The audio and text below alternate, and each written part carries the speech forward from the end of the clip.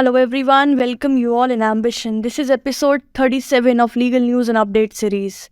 So very recently you all might be hearing in the news or reading in the newspaper regarding the same-sex case which is being presented before the Supreme Court, जिसमें अभी जो matter है which has been referred to the constitutional bench और अभी उसकी hearing 18th अप्रैल के लिए determine की गई है. तो इसी मैटर में एक और क्वेश्चन रेज हुआ रिगार्डिंग कि क्या जो सेम सेक्स कपल है वो जो अडॉप्शन करेंगे एक चाइल्ड का that also needs to be homosexual. क्या वो चाइल्ड भी होमोसेक्सुअल होना चाहिए? फॉर एग्जाम्पल अगर गे कपल है तो क्या उनका चाइल्ड जो वो अडॉप्ट करेंगे वो भी गे ही होना चाहिए या फिर same goes with the other same sex couples? तो इस पर CJI DY चंद्रचूड़ जी ने कहा that no, A child adopted by same-sex couple need not to be homosexual. ऐसा ज़रूरी नहीं है कि वो चाइल्ड homosexual ही होना चाहिए. The child may or may not be. ठीक है, इसके रिगार्डिंग हम कोई वाटर टाइट कंपार्टमेंट रूल नहीं बना रहे हैं. तो ये जो ऑब्जर्वेशन की गई थी that was while hearing the petition seeking legal recognition for same sex marriage. जो पिटीशंस कोर्ट के सामने प्रेजेंट की गई थी कि सेम सेक्स मैरिज को लीगल रिकॉग्निशन प्रोवाइड कर दिया जाए. So herein the CJI dispelled the assumption that a child adopted by a same-sex couple will necessarily be a homosexual. तो ये जो assumption की जा रही थी उसको dispel किया, इसको disregard किया and court ने कहा that a child may be or may not be a homosexual for the couple who will be adopting the child. Right. तो बेसिकली जो CJI ने ऑब्जर्वेशन की थी that was in response to a statement which was made by solicitor general of India Tushar Mehta, जो कि union of India की तरफ से अपीयर हुए थे. उन्होंने कहा कि ये जो कॉन्सेप्ट है ना कि सेम सेक्स मैरिज परमिट होनी चाहिए नहीं होनी चाहिए और इसके भी फिर फर्दर जो भी एस्पेक्ट्स है वो लेजिस्लेटिव कंसर्न है. जो पार्लियामेंट है वो इसको कंसिडर करे, वो इस पे लॉज बनाए. राइट. और इस पे डिटेल में कहा दैट एक रिलेशनशिप को रिकॉग्निशन देना है नहीं देना है ये लेजिस्लेचर का फंक्शन है.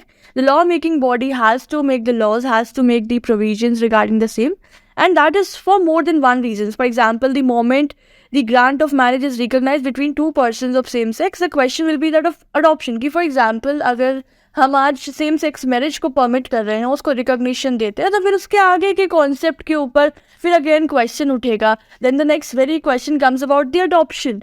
So when the question of adoption comes, the parliament will have to examine. Obvious सी बात है, adoption से related जो भी provisions है वो parliament deal करेंगे और parliament जो भी law बनाएंगे of course उसमें जो हमारी we the people of India उनकी will determine होनी चाहिए, उनकी will reflect होनी चाहिए कि हमारे citizens क्या चाहते हैं, what is the expectations from the people of the country, right? The parliament will have to examine what will be the position of the psychology of a child who has seen either two men as parents or two women as parents and has not been reared by a father and a mother. तो तुषार मेहता ने ये point रखा कि हम जब same sex marriage की recognition की बात करते हैं तो obviously by ipso facto adoption का कॉन्सेप्ट भी आता है.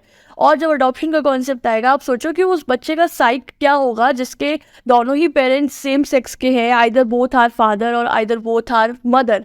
तो वो कैसे डिटरमाइन करेगा बाकी बच्चों से अपने आप को, कैसे कहीं ना कहीं वो अलग फील करेगा जो बाकी बच्चों के parent one is father and another is mother.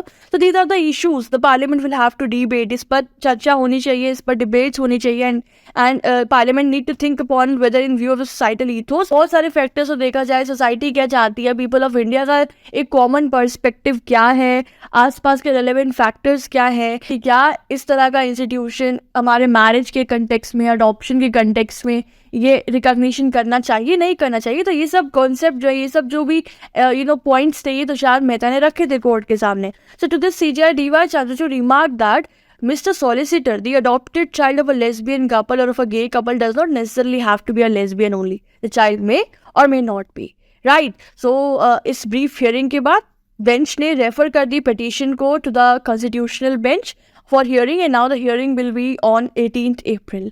Right. अगर हम बात करें कि पिटीशन किसको चैलेंज कर रही थी तो the batch of petitions were challenging the provisions of Hindu marriage act, foreign marriage act, special marriage act to the extent that they do not recognise same sex marriage. उस एक्सटेंट तक उन provisions के को challenge कर रही थी जो कि सेम सेक्स मैरिज को रिकॉग्नाइज नहीं कर रहे हैं.